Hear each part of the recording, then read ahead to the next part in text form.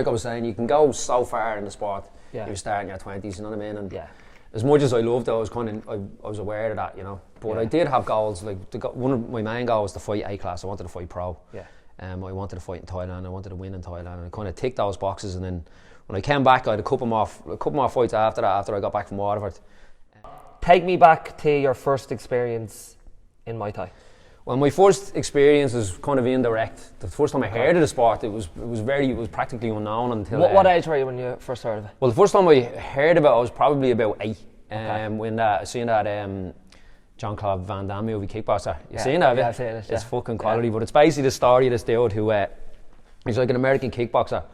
He goes over, his brother gets battered by a Thai, so he goes over and kind of trains up in the Thai style to fight the guy as like revenge. But that was the first time I heard of it. I'd never heard of it prior to that, you know. Isn't the game Street Fighter based on that film, I think? That's true. There's one character in it, Sagat. And he's based on a real Thai boxer. He's an actual guy. Oh yeah, I used to play that game. I was obsessed with that as well. Lethal game. Yeah, it was fucking quality. Actually, I remember fucking a mate of mine got a PlayStation for Christmas, right? And it was underneath the tree. This is before Christmas, sitting there, and we used to go on the hop, sneak back to his gaff, unwrap the fucking thing, play it all day, wrap it back up, put it back under the tree. We had it in the Nintendo. It was a little square yoke like that. You just put it in and you play it. It was, it was deadly. It was class. But yeah, so I'd kind of heard of this sport, sort of, you know what I mean, through films, through that game, obviously. But first time I got to experience it was when I made him, well, he's made him mine now, but my first coach, Mike Dockery, he set up a club literally 5 minutes walk away from where I was living now. I was in my early to mid-20s at the time, probably about 23.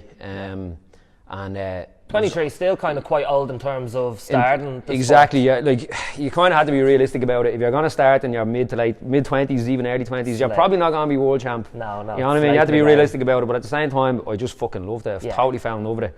And another great thing about it was that all my mates joined. So it wasn't like you're kind of in there trying to get to know people and stuff like that. It was straight away. So me and all the lads you were like, comfortable in your environment because your mates were there as well. Exactly, And in fairness, your man Mike is just such a sound guy, lovely dude. You couldn't ask for a better coach. He was real supportive. You know what I mean? Isn't it like if you think back on that, like it's very important that you actually had somewhere to go at that stage. Do you know what I mean? Where like if you think about, like, obviously you're providing this facility for kids that, like, if they live around the corner, they're getting introduced to a sport that they never would have been introduced to otherwise. And it's interesting the way it's just kind of like all links in a chain, you know what I mean? Where, like, and I spoke to Mike about it, and he told me the reason why he set up the club. Like, he was obviously a Thai boxer, but he set up because he was in work one day and somebody said something to him that pissed him off, and he was in a real bad mood about it, and he was like, instead of like, letting this ruin me day, I'm going to do something positive. I'm going to channel this energy into something positive. And he fucking set up a Thai boxing club. And it's not only that, like, I mean, now I'm a coach, obviously. One of my best mates, Torlock, he has his own club. He joined at the same time. King Cowley now runs Warriors. He joined around the same time. And it was just all based on this one decision, you know what I mean? But it was quality that he's just a great guy, you know. It's kind of typical. If you knew him, that would be the type of thing he'd do, you know, real positive. Have you took a lot of lessons from him and implemented them into your style of training with the kids and stuff like that? Well, I mean, he totally coached me on the bread and butter of the sport, you know what I mean? And obviously I always try and encourage, if I see one lad coming in and be like, I should get your mates going, see if you can pull them in. And it's not for my benefit necessarily, like, it's more because you'll keep lads at the sport if they know a few people, you know what I mean? And it's not just about the sport itself, it's about the kind of community you build around your club, and that's what holds people, that's what keeps people coming back, you know? Well, like, that's the thing, isn't it, that obviously you probably want, your athletes to be fighting at the highest level they can and stuff like that, but like at that early age, it is about them actually having fun and getting in there and doing something they enjoy with their mates. Yeah, absolutely, I mean, I kind of have this view on Muay Thai, like, obviously it's an extremely difficult sport, very, very demanding at the highest level. Like, it's you have to be obsessed with it if you're gonna compete, even at an amateur level, never mind at a pro, never mind at an A class, never mind competing for titles. But at the same time, there's something about it. It's addictive. And I think practically anybody has something to gain from it. Whether you're a kid, like, we have women only classes with women in their 50s who train. We have lads coming in their 60s that'll do a bit, you know what I mean? We coach a special needs adults group, like that. It's literally for everyone, you know what I mean? It's it is a very special sport, and it can benefit literally anyone. Like. So because it can kind of benefit anyone and everyone, but is there different approaches you take in terms of your training sessions, your style of coaching, when it comes to maybe training the mum of 50 who just wants to get fit versus the young kid who just wants somewhere to channel their energy versus, the maybe 14, 15-year-old who has potential to take the sport far. Yeah. I mean, like, you'll start off with the same type of approach with everybody, you know what I mean, whereby you want to just get them in, get them comfortable. Yeah. And it's almost like you have to kind of explain to people, look, you have to be patient with yourself. You have to allow yourself to be a beginner. Like, this isn't a fucking spin class where you can jump on the bike and pedal and you're going to do fine. Well, you know what I mean? That's something even when, because I know when I came in, you're like, you can do your first class free if you want to join in. And I was thinking to myself, I'm not going to join in there. I get the head boxed off. Yeah, that's not allowing myself to be shit at something to be good at it. Yeah, exactly. Like, but people have that perception of it, and it's not like that. We don't throw lads in at the deep end because there's no benefit. There's no benefit to the person who's beating up some beginner. There's no benefit to the beginner. There's no benefit for me. I'm going to lose a student. It's stupid, you know what I mean? So you have to kind of take care of people at the early stage and just, like I said, explain to them that you're new to it. It's going to take you a while. Be patient with yourself, you know what I mean? We're all here to help. That's the only reason we're here, you know? Yeah. But then, once you see kind of potential in lads and you see that they're motivated to compete, then you take a very different approach. It's like, often at the end of a session, like, you get lads going, you're trying to fucking kill me. And I'm like, I'm not trying to kill you. I'm trying to make you stronger, mate. That's the whole point. But you know what I mean? That's just the way it works. It's extremely demanding. Like, it's, you're half grinding these lads. You know what I mean? And it has to be done. And like, you get lads saying, I think I'm overtraining. And it's like, nah, you trained 4 times this week. You know, if you were in Thailand, you'd be training twice a fucking day. Yeah. You'd be doing a 5k run first thing in the morning. You'd be doing 2 sessions a day. You'd be doing that 5 days a week, and then 1 session on a Saturday. You know what I mean? Different fucking stories. So talk me through the differences in terms of the approach to fighters in Thailand compared to here or anywhere in Europe. What's the difference? Well, I think it's changing now to a degree. You have lads now that are training full time as Thai boxers in Europe. Yeah. You know what I mean? Even in Ireland, we have lads. There's some high level lads that their job is Muay Thai. Their only job is Muay Thai. Yeah. And they're doing their best to get to the top. Like, and they're few and far between. But 90% of people do it as a hobby. You know. But in Thailand, it's different because, like, in all my time in Thailand, like, I spent a year over there, living over there, and I probably visited and trained maybe 20 other occasions. You know what I mean? So you've been there a lot. Like I spent a lot of time there, but I've never met anybody in Thailand, a Thai person, who did it as a hobby. Why the fuck would you want to do this shit as a hobby, man? You fucking nuts. Like, it's a game that, like, orphans get into because they've no other option. You know what I mean? And they get raised in the gym. It's like people who have no money. It's kind of like no, I don't mean in a bad way, but like a hillbilly sport. Yeah. It's kind of like from the kind of rural area. That's where the heartlands are. You know what I mean? It's the kind of these hard kind of, like, I suppose an equivalent might be the GAA lads, but like if you think, like, with poverty thrown in, they're doing it because they're doing it for a living. You know what I mean? They're doing it because in a lot of cases they've no other option. Now, it's probably modernising over the years now. You know what I mean? And that is changing, I'm sure. And there is people who getting into it from more affluent backgrounds, and they're getting into it as a choice. But the kind of traditionally, it's always been something that people got into out of necessity, as a way to, like, they're fighting to make money to make a living, you know what I mean? And because they don't really feel like they have another option, you know? Yeah, well, like, that would show the differences in level and performance, the fact that like, they're doing this since they're literally toddlers in order, and it's an everyday thing, like, it's ingrained in them. And the thing about it is, you like, can't catch up. Like, we talked about you joining when you're 23, very hard to catch up with that. Very hard. And even, like, they're straight in at the deep end. Yeah. Like, a lot of these gyms operate almost like as an orphanage, you know, like, you have, like, or else they'll have a lot of lads coming from the local area, the local village or whatever. Yeah. And the coaches don't accept everyone. They'll throw a couple of them in for a session and they'll be like, okay, this lad has good heart, I'm going to hang on to him. Yeah. And the rest of them will be like, see you later. Really? So they're thrown in at the deep end, man. They're absolutely, like, horse, like, they're throwing elbows when they're little kids, you know what I mean? No head guards, no nothing. Like, in junior Muay Thai in Ireland, no headshots till you're 14. You wear a body protector, you wear shin pads, you know what I mean? I don't think there's a pair of shin pads in the whole of Thailand, you know what I mean? They just literally go for it, man. So, completely different. And then at the higher end of the sport, like, there's lads that go over, like, from Europe, and a lot of times they do well, but, you know, like, you're fighting against lads who've had 100 fights, 200 fights, 150 fights, whereas here it's more like 6, 10, 15, 20, you know, that type of thing, you know. I went to, when I was in Thailand, I was in Bangkok, and we went to, I think it was the main stadium that they had, and probably Lumpini or Rajanam there.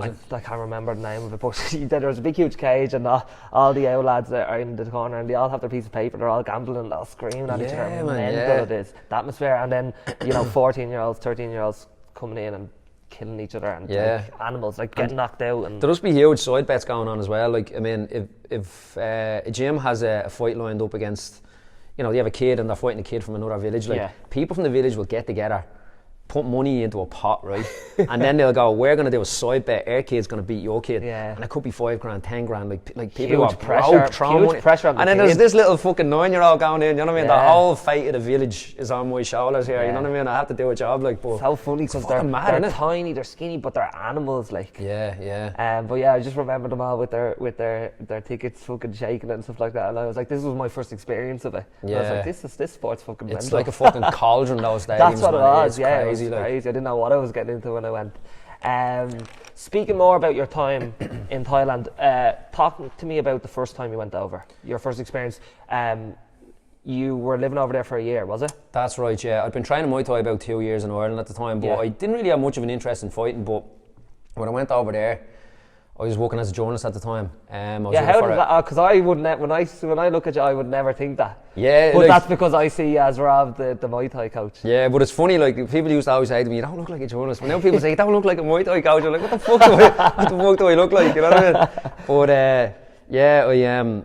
But I did the normal route. I did an undergrad degree, did a master's, and is there any reason in particular that brought you down that path, or was it just like, I don't know what I'm doing, so I'm gonna do this? Yeah, well, kind of. Like, I mean, it's not an easy game to get into. Journalism is very competitive, very, very competitive. So I was kind of committed to it. I just had a knack for writing. Yeah. I was good in English and stuff like that, you know. So I felt like I should go for it, you know. Yeah.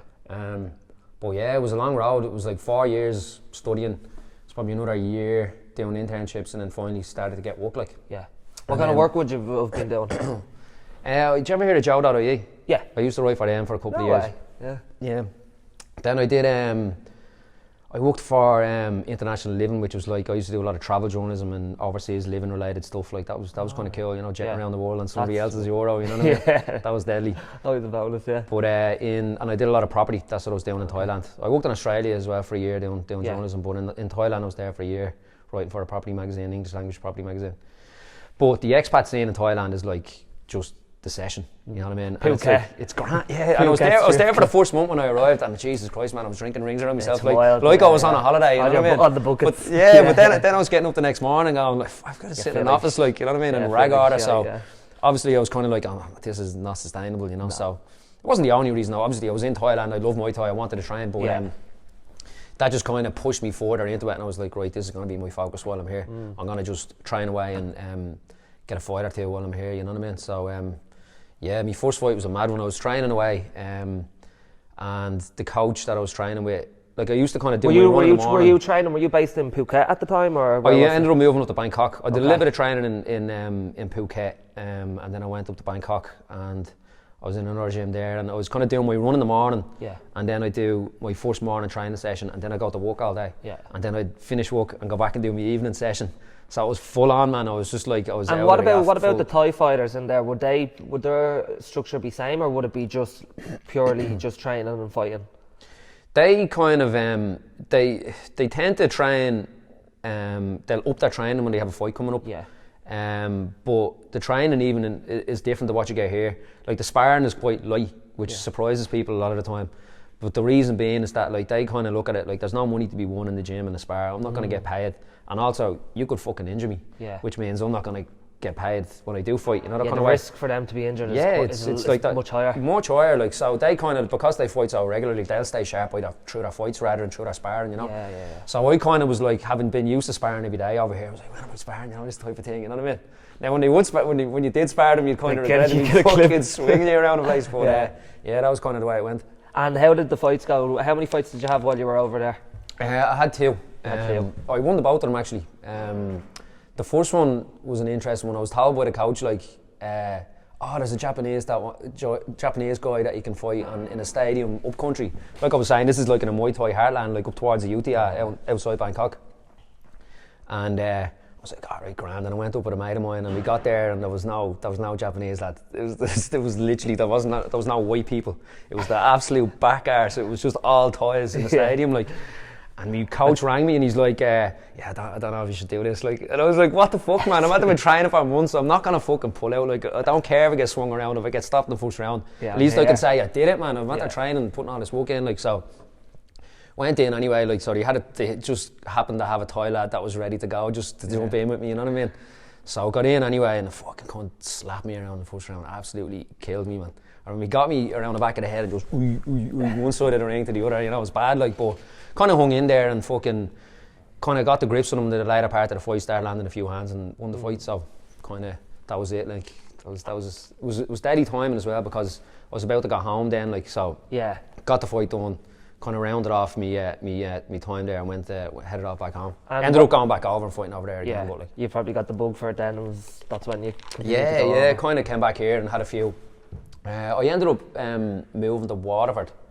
And I was training in another gym down there with John Walsh, another really good coach. And had a few fights for him in Waterford, Cork, up in Belfast. But yeah, kind of pushed on from there. But at the same time, it was always the case that you go so far in the sport, you start in your 20s, you know what I mean? And as much as I loved it, I was aware of that, you know. But I did have goals. Like one of my main goals was to fight A-class. I wanted to fight pro. I wanted to fight in Thailand. I wanted to win in Thailand, and I kind of ticked those boxes. And then when I came back, I had a couple more fights after that. After I got back from Waterford, does it feel like it kind of wound down a bit? Does it feel like a regression down after being on that high from Thailand and then? Kind of. It was like what happened. Not really, you know, because the standard is good here. You know what I mean? It wasn't the case that I was like, I fought in Thailand. I've done all I needed. It wasn't like that at all, man. You know what I mean? There's some amazing fighters in Ireland, and I'm sure there's plenty that would have slapped me around. But like, I mean, when you went over, it wasn't the norm. It seems like now, like the world feels a little bit smaller, where everyone can kind of like go. This was in 2000 and. What year did I go about? 2007. Yeah, like that's a long time ago. You know what I mean? I think it was John Cove Van Damme and then me. There was plenty of lads who did it, but it's not like it is now. It's almost like a rite of passage for Thai boxers. So it was unusual. It wasn't unheard of at all. There was lads that went over, and some really good Irish lads went over and got some big wins over there in some of the big stadiums. But it wasn't as routine as it is now. Well, even you being so involved in the sport, like I presume. Like the popularity now is probably a lot bigger than it was back then even you starting at 23 in your local gym. Yeah, I mean there's a lot of factors that have kind of brought it to the fore. Yeah, what is that? That's what I was going to ask you. What are the contributing factors that have made it? Because it seems like nearly every town has a Muay Thai gym now. Yeah, which is great. Like they used to be few and far between when I started anyway. And like I said, it was something that we'd barely heard of when Mike opened up the gym in Lockingstown. Yeah. So it's kind of like, I think one thing is like social media. Everybody knows a little bit about everything now. You know what I mean? If you hear the word Muay Thai and go, that looks deadly, or you know, if you see a film about it, you can Google it and find out more. You know what I mean? And trigger your interest and might push it towards it. Then martial arts in general, and you have to kind of say it, like the McGregor effect was a real thing. It did happen, even though it was for jiu-jitsu as well as Muay Thai and everything else. It's kind of blown up. Yeah. Like everybody who knows what MMA is kind of now knows what Muay Thai is, because it's so kind of. It's an effective fight form. You know what I mean? It's a non-traditional. Well, it's traditional in some ways, but it's an effective form of fighting. Like it's a competitive fight form, and it's utilised by MMA guys. You know, so anybody with even a passing interest in MMA now knows what Muay Thai is. But then there's other things as well that are kind of in the last year or two that are pushing it further. One of them is that it's been accepted into the Olympics as a demonstration sport. It wasn't in the Olympics before. It's never been in the Olympics before. So it looks normally what happens is it goes demonstration sport, and the following Olympics it'll be a full competition sport. Okay, right. So that's going to really push it on further, and I think a few people have started to notice that. The other thing is a big promotion called One Championship is after kind of raising its head, and they promote MMA, K1 and Muay Thai, but all the best fights are Muay Thai. When you watch it, you go, no, they're the ones to watch. And there's now big purses. There's like an Irish guy, Craig Coakley, fought in an 8-man tournament, and there was a 6-figure contract for One Championship that he won, which is probably unheard of before. You want to go way back into the golden era in Muay Thai in the 90s when you get a fight push like that in the stadiums of Bangkok. That was kind of seen as the pinnacle of it, fighting in the big stadiums in Thailand, like the one that you went to. That's where the elite went. Like, so a world title is great and all, but like the really hard titles to get were the stadium titles, and there was money involved in that, you know, back in the day, but it dropped off. But like to get out $100,000 contract is fucking brilliant, and in fairness he deserved it. He's a class act. There was also another tournament that one championship held, and they had €1 million prize money for it. Yeah. So that was unheard of. Like now people are looking at it, you can actually get a fucking few quid out of this. Yeah. Now it's only the very elite, the very top level. The 1%. But at the same time, there's but something. It filters down a little bit as well, does it? I mean, yeah, but it's even like you can look at it now and go, like, what was the goal for lads who are wanting to get into Muay Thai? Where did they want to go to it? Were they going to be happy with fighting in GAA halls? Are they going to maybe go and fight in a stadium in Thailand once or twice and then come home? But now it's like, the goal is, I want to fight on one championship. I want to get a one championship contract. Like the UFC, like trying to get into the UFC. Yeah. That type of thing, you know. There's more, they can see a clearer path that you can make something out of this at home rather than going to Thailand. To a degree, yeah, because as far as I know, Craig Coakley's had to get in that contract. I don't know how much time he spent in Thailand. I'm sure he's been over, but like he fights out at DCA in Dublin, and that's his kind of home gym. Yeah. So he hasn't had to base himself abroad in order to get that contract, you know. Do you have many athletes that come from an MMA background into your gym to help them skill up in Muay Thai, or is it the opposite way? Do athletes train in Muay Thai and then transfer over to MMA? We've actually had a bit of both. I've had some cool lads get in touch with me about me coaching them Muay Thai. Like, you know, Johnny Walker, he's a UFC light heavyweight guy. I was coaching him for a while, man. That was an experience. He was fucking huge, man. He's like 6'4", 6'5", and just like a brick shit house. Like, you'd be holding the pads for him, and he's just like fucking putting you sideways. And I was kind of wondering, this is great that he's at the rascal. I was like, I'd say he just ran out of Padman. He just break the fuckers up. He has no fresh meat. Yeah. But that was cool to coach somebody at that sort of elite level, somebody who was fighting regularly in the UFC. Like. Yeah, but that's not your sole focus, really, is it? Is your sole focus is the development of the kids? Purely Muay Thai. Like that's my thing. You know what I mean? I'm more than happy to share what I know with these lads when they come in, but. No, it's Muay Thai all the way for me. Like. And going back on, even you touched on GAA clubs and stuff like that, putting on fight shows. Yeah. Tell me about how that works. Do you organise them? Do other people organise them? What's the ins and outs of that? The difficulties, the effort.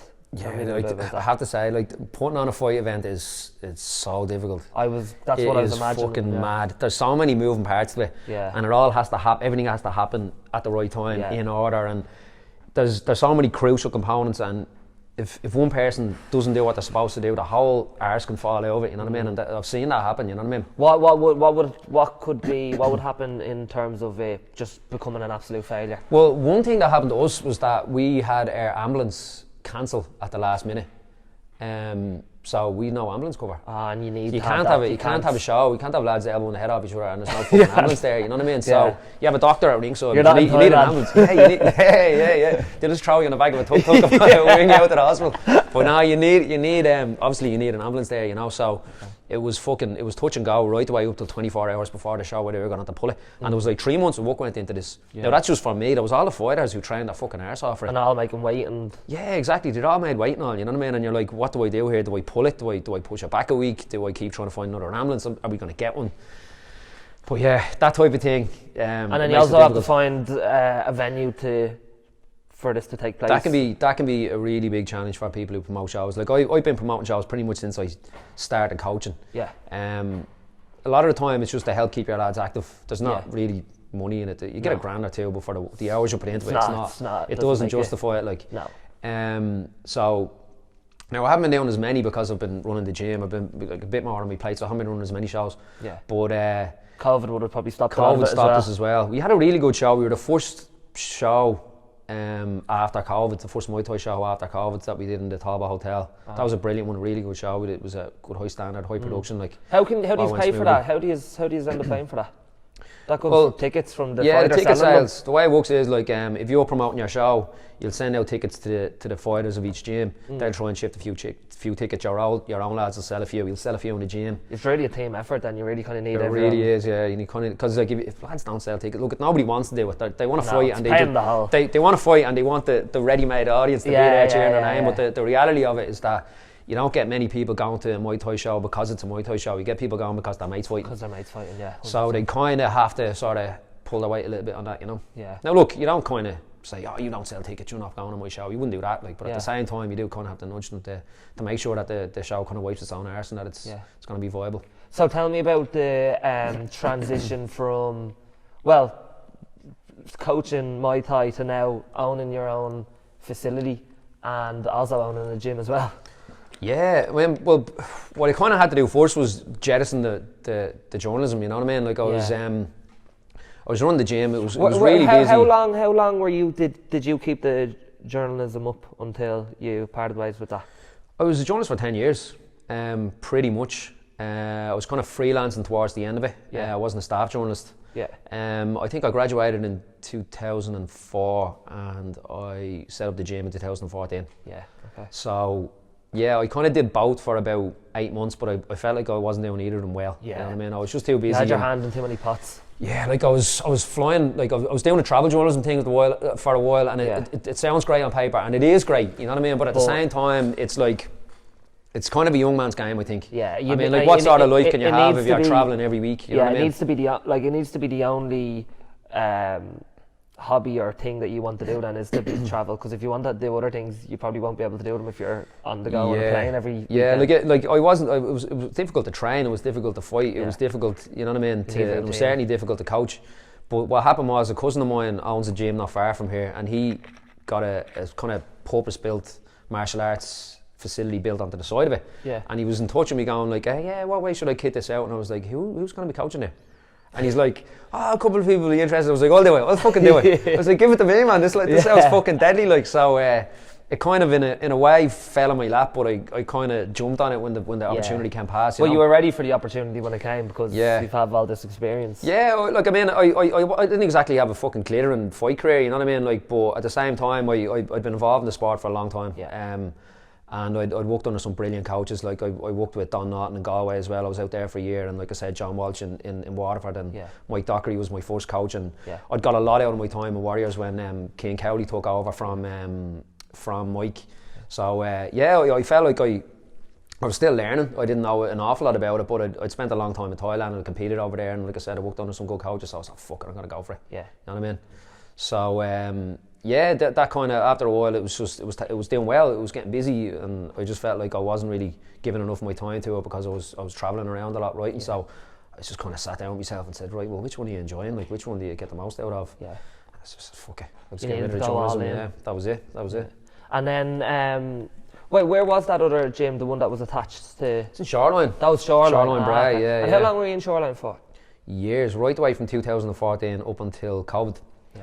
So when COVID happened, we were kind of like, it's a council-owned building up there. Yes. So remember the kind of indoor restrictions on you can have this amount of people indoors or whatever. It basically ruled us completely out, because even when the gym was able to reopen, it was like no group training, pods of 3, all this sort of shit, and they just couldn't accommodate us up there. It was, and at the time we didn't know how long it was going to go on for. We didn't know it was ever going to come back, what form would it come back, you know what I mean? It was out basically for 2 years. Like, we were training in a fucking field when we could, you know what I mean? And then it was just like touch and go, like, is this still going to be a thing, you know? Yeah, it was a rough kind of time, but then we ended up finding our way into this place. We started off at a little corner and kind of went from there. And then you started off here, but then you ended up taking over the whole premises itself. Yeah, we started off at like basically this little section where we're in now in the ring. Yeah. It was the rest of the unit was being used as a gym. Oh, it was all a gym, Yeah. So, but the things weren't going too well on the gym side of things. The guy was kind of struggling a little bit with it. Yeah. So we were like, our customers are starting to filter back, you know. Yeah. So we kind of started off with this little section, but we were kind of like Israel. We kept like kind of just taking another little bit of land, Then we built up this big fucking wall, you know what I mean? And we took half the lease then, you know what I mean? You'll be down to Aldi next. Yeah. Taking over Power City, but we went on the lease, got half the unit. Yeah. And then things still weren't picking up for the other guy, so he, by agreement, like it was all cool. Like, we decided to take over the opposite side. Yeah. But the facility we have here, the Muay Thai facility, is huge. It's serious, like, so we didn't need any more space. No.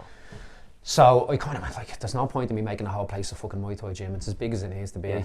Yeah. So I'm gonna have a go at running a fucking gym, you know. And it wasn't something that I was eyeballing really as like, oh yeah, I wanna do that. I wanna be a gym owner. It was more like I want to protect the Muay Thai facility, because I was like, if somebody else comes in and takes that, or if he goes out of business, well then we might lose the lease, we might get kicked out. Yeah. And I kind of didn't know, there's an unknown if somebody else is going to come in and run it. Yeah. It was like, you don't know who the fuck you're going to get, you know. So I was like, fuck it, I'll just do it. You know what I mean? So yeah, you kind of need one person there as the as the focal point, as the leader of, and then let that filter down. Yeah, because like there is shared facilities here and stuff like that, and that can kind of over time cause problems with people if they have their own interests and they don't give a fuck about what you're doing. They're focused on what they're doing. So it was just a case of biting the bullet and going for it, you know. So how have you found it? How have you found probably something obviously that you never expected to be a gym owner, but how have you found that on top of obviously running this facility and all the fighters involved? Yeah, well, the obvious thing is that it's busy, you know. It takes a lot of your time. Like any new business, like you have to absolutely pour yourself into it if you want to make it work, especially in the early months and early years. Like and like there was a lot of work that needed to be done in here. Like we are changing, like replacing showers, replacing toilets, like repainting the place, and like I was in here till fucking 2, 3, 4 in the morning working, like trying to sort the place out. Like we had to get in all new machines. Just refitting the place out, and then it was all like rebrand and remarket and trying to get some fucking members in, you know. We had to set up the website, we had to set up the booking systems. It was amazing amount of work now. It was brilliant that, like, because we had the club here and we saw many of the lads involved, there was a lot of lads that were kind of offering their time to help out, you know what I mean? So that was great. Like everybody kind of rallied around and kind of saw what we were trying to do, and we're like, this is going to be really something fucking something special if we can pull it off, you know. So yeah, with a lot of help from a lot of people, like it's really come together now. Yeah. Well, that is essentially it when it comes to running a business. It's like you can't do everything yourself, and that you need to be able to even you delegating classes to, you know, fighters who have probably been working with you for a long time. Them kind of doing kind of shifts in the gym and stuff like that. Yeah, that's it. Like the lads have been brilliant. Like we've a decent crew of lads now.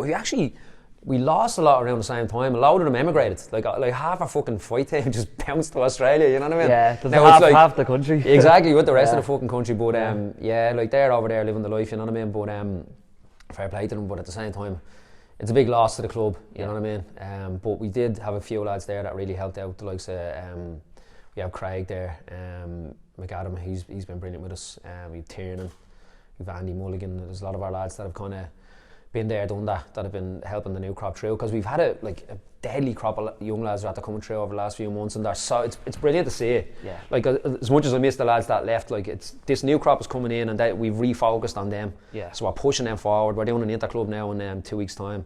A lot of them are going to have their first fight, their first demo. But it's deadly. They're all so motivated, and it's like a lot of them, same story like when I joined. They all hang around with each other, a lot of them. Yeah. So it's this crew of mates, and they're all pushing each other on. You know what I mean? And it's just deadly. You're literally really watching good. What happened to you. Yeah, man. It's happened to the next generation. It's fucking deadly, and it's like it's just the energy and the kind of positivity, and it's just the ambition of them all is just fucking great. You know what I mean? They're I'm going to do this and I'm going to do that. No, it's deadly. You know what I mean? You just stand behind them then and kind of help them forward. Like it's like you even said there earlier. It's about building a community, which is exactly what you're doing. Yeah, that's it, man. It's it kind of it's like I said, there's something special about the sport. You know what I mean? And people who get involved in it, like you don't get as much of the kind of shit talk that you get in MMA. People tend to be a bit more respectful towards each other, even opponents. There's always respect among opponents. And I think that kind of carries down like all the coaches like in Ireland, like they're all decent people, you know what I mean? They're all, you know what I mean? They're in a sport for the love of it, you know what I mean? There's nobody who's going to be like retiring on the fucking what they're going to make out of like 2 or 3 fighters in Muay Thai. It's not about that, you know. It's everybody's trying to spread the benefits of the sport to everyone, you know. Are you purposeful when, you know, obviously you're building this community and you're training all these fighters and all these kind of young athletes? Are you purposeful when, you know, you ingrain that in them about respect? Yeah, I think or is that something that just comes naturally from the environment of I don't over stress it, you know what I mean? I don't kind of, like, because as much as people say Muay Thai is about respect, Muay Thai isn't necessarily about respect. It just, I mean, it's in Thailand especially, like I said, it's pretty cutthroat. Yeah. Like there's lads over there who get bought and sold by their gyms, you know what I mean? Lads who are basically adopted by their gyms and then they get fucking sold to another gym. There's that type of thing goes on. There's lads who get the fucking shit kicked out of them because they lost. Like we had a coach over here from Thailand for about a year, this guy Chow, and he was a top level Thai fighter, like, but he didn't half the time off the coaches that he dealt with. Like, so there's no respect there, you know. But between opponents, you get respect. You know what I mean? That's something that's kind of unique to the sport. Yeah. And I think people just kind of, I think a lot of that appeals to people when they see it, when they watch fights. They go like, oh, the lads are kind of getting into the ring and they're bowing to the judges, and then after the fight they're bowing to each other and they're hugging each other. They're not talking shit online before the fight, like. And the culture of the sport kind of seeps down, and I think you don't have to over stress it. You don't have to be in here like fucking bow to your sensei shit like that. You know what I mean? People just kind of pick up the bits of it that are useful and kind of, you know, help keep a positive atmosphere in the sport. Yeah. Talk to me about that transition. If we went back, that transition from even going from a fighter to a coach, because like you said, you know, you stepped forward when the opportunity came, but you didn't know if you were really ready for it. Like, do you necessarily have to be a good fighter to be a good coach? Well, I don't think I was a shit fighter. I was all right. You know what I mean? I was okay, but at the same time, like I wasn't massively experienced. Well, even just to put it a different way, like not all great fighters translate into great coaches. That's true. Yeah, I mean, like I think there is certainly some lads that were amazing fighters that have turned into really good coaches. Yeah. But I think there is a big mentality shift that needs to take place if you're going to move from coaching, or move from being focused entirely on yourself as a fighter, and being single-minded about your goals in relation to yourself. You know, like you need to be totally obsessed with the sport if you want to compete in it. You know what I mean? You need to only think about your needs. You need to, your family needs to kind of like, not to take a step back, but like they need to kind of recognise that you're going to be a selfish bastard when you're cutting weight. You're going to be cranky. Is that what you were like for fights? Yeah, I was a fucking prick, man. I remember my ma come over to see me in Thailand, and she was like, "I don't come anywhere near you, man. What the fuck is wrong with you?" Like, and I was just like, "I'm hungry. I fucking trained 2 hours this morning. I worked all day. I had to do another hour and a half this evening. Then I was getting me 5k in. You know what I mean? And I'm not allowed to eat. You know what I mean? Like this type of shit. Like so." Look, you do have to, if you're going to put yourself through all that, you have to really kind of focus on like making it, well, you have to kind of make yourself as comfortable in that as you can, you know what I mean? And there's not a lot of room for, you know, outside noise. Yeah, outside noise, exactly. So you need to just be super focused on yourself, and when you're making that transition like to being a coach, you have to kind of completely flip it the other way around. And that's not always easy for lads, you know. Because lads who are super strict and super obsessed and super focused on themselves, they make the best fighters. But then at the same time, if you can't flip it around and start making your students your sole focus and making them your obsession, like then you might not make it as a coach. You know? How did you do that then? Or was it something that just came over time? I think it was probably something that came over time. I think the way I coach has changed a lot, I'd say. I think I was lucky that I had good coaches and had a good knowledge base of the sport. But then you have to apply that. Yeah, you have to apply it. I think I enjoyed sharing my knowledge of it, you know what I mean? And I think I personally did get a lot out of it. As much as I'm saying you have to be focused on helping other people, there was benefits to me and that I was doing something that I enjoyed, you know what I mean? That's it, yeah. The alternative was like, I know I was getting the travel journalism thing, but like a lot of that's just sitting in front of a fucking laptop clicking buttons. Like now I was in a gym, in a busy, fun, positive environment, you know what I mean? And even though I wasn't like fucking being totally focused on myself and doing my own thing, like sharing this information is fucking great, you know what I mean? Coaching is a brilliant job and it's really enjoyable, you know, so yeah, I think that's probably where the direction I went in. Like, do you have any difficult moments or experiences that stand out for you as a coach? Yeah, I think what really bothers me is when you prepare somebody for a fight, you know what I mean, and they be getting ready and you be talking to them about it and you be amping them up about it, and you know the two of you are working hard and they're making all these sacrifices, and you know you can feel like you're leading them to the top of a hill, you know what I mean, and it's a tough climb for them, and they get to the top and they get into the ring and they fight, and then you're looking at it and you're going, yeah, he's at the winning that, and then the other lad's hand gets raised and you're like, that's bollocks. And I find that very hard to deal with. Does that happen a lot? Yeah, it can happen a lot. Now I don't think it's necessarily like, there's not corruption because there's fuck all money in it on that sort of level, but at the same time there's people fucking, you know, they'll have their favourite gyms or whatever, you know what I mean? Now sometimes it can be, sometimes a judge will just make a bad call. Look, now we all make mistakes, you know what I mean? So it can stem from that. But then there's other times where you just feel like you're watching the fight and you're going, I don't know, man, your head's up your arse, like, you know what I mean?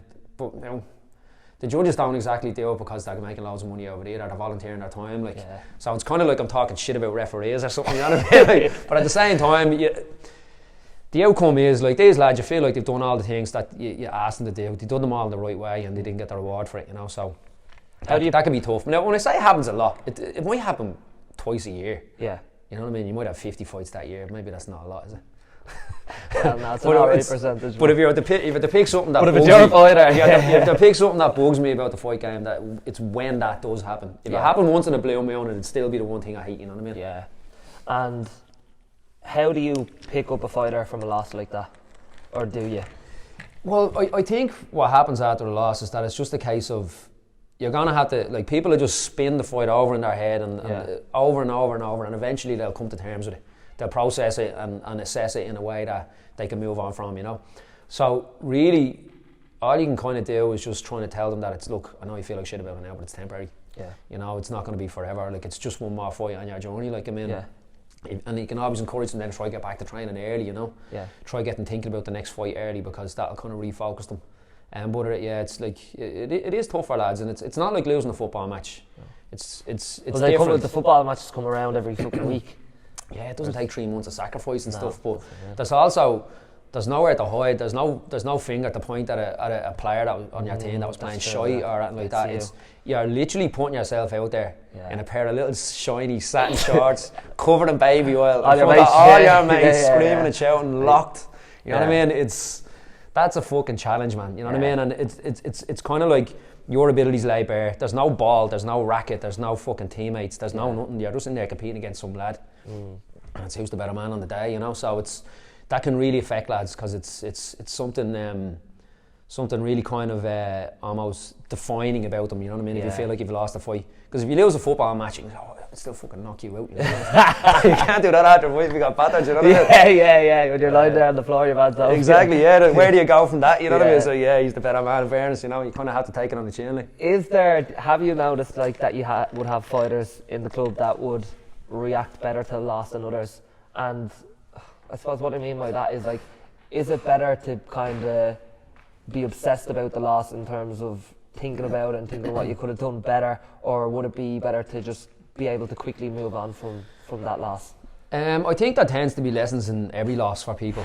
So you do need to look at it and try and improve on it, but at the same time, can it consume you? You can't let it consume you, like, and you definitely can't let it knock you off your journey. Like, if you have a goal, well, then a loss shouldn't push it off that. No. You know what I mean? But some people some people take the losses better than others. I've seen lads, like, there's a young lad that I have here, like Sean O'Brien. He's ultra talented, like, he's a really good kid, like, he plays football and stuff like that. Well, played football at a high level, and he started in MMA recently, and within 6 months he makes the Irish MMA team. He's one of these, like, freaking good at everything. Good at everything. But I remember him getting a draw in one of his Muay Thai fights, man, and this kid was fucking inconsolable. Livid. He could not get over it, man. He was just fucking freaking out, like, and in a way you're kind of looking at it and going, that's a big part of why he is successful at what he does, you know what I mean? And that's what's pushing him, you know what I mean? He does not have any room in his headspace for a loss. Yeah. He's just going forward in the story, like. Yeah. So now it doesn't push him off track, but fucking hell, you could tell it hurt him. Yeah. You know what I mean? Yeah. And I mean, in certain people of a certain personality type, like, that can benefit them. Yeah.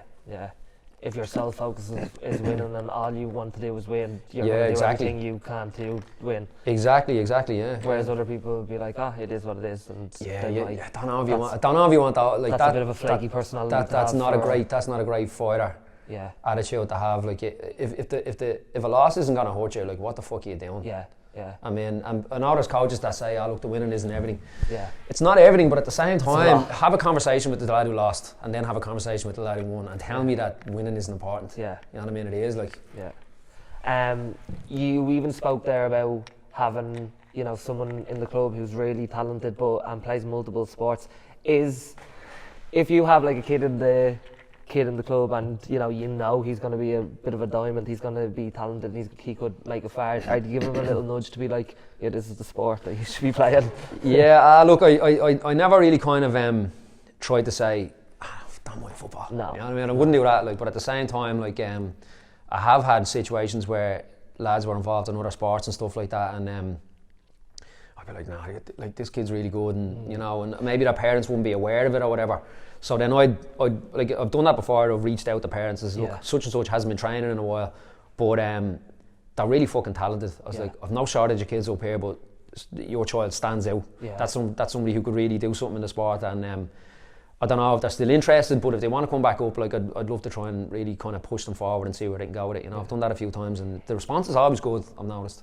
Is there a point, maybe at a certain age, where they have to, like, they can do multiple sports, but then they have to kind of decide on, this is what I'm going to put all my effort and focus on to?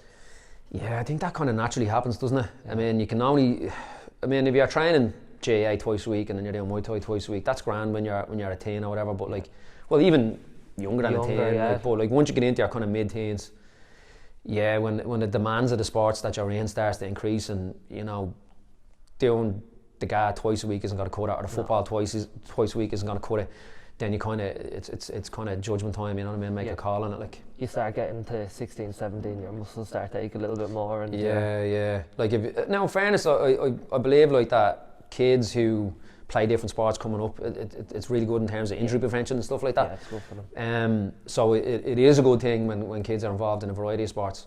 But yeah, I think it's kind of the mid-teen mark that they have to start making a call, like if they want to really go somewhere with it, like. Yeah. Last question I'm going to ask you, and then we'll finish up. So, are you excited about the future of Muay Thai and your involvement in the sport in Ireland, but specifically in Bray?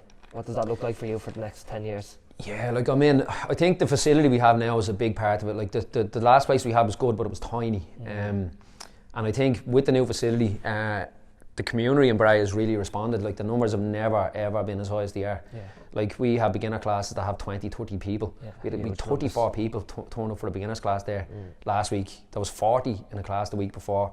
They'll file out, and then we get 25 in the fighter class come in. Yeah. Like it's like a fucking army, you know what I mean? So I've never been happier. Yeah. Now I fucking tore my calf muscle last week, and I'm supposed to be getting all these lads ready for their first fight, their first demo in 3 weeks. So I'm just wandering around pointing a fucking crutch at them, you know what I mean? He uses his tits on and on, but like, we have all the rest of the team is coming in to help out. This is where you having your team and having other people helping out. And the team have been fucking brilliant. Like straight away, they're like, oh no, like, we'll look after this for you, we'll look after that for you. Lads are volunteering their time to come in and help the lads get ready, you know what I mean? Yeah. And like, there's probably no better town to be coaching a fight sport in than Bray. Like this is a fighting town, you know what I mean? It's obviously with Katie and stuff like that leading the way, you know, it was a unbelievable role model for everyone in the town, everyone in the country, like all over the world. Yeah.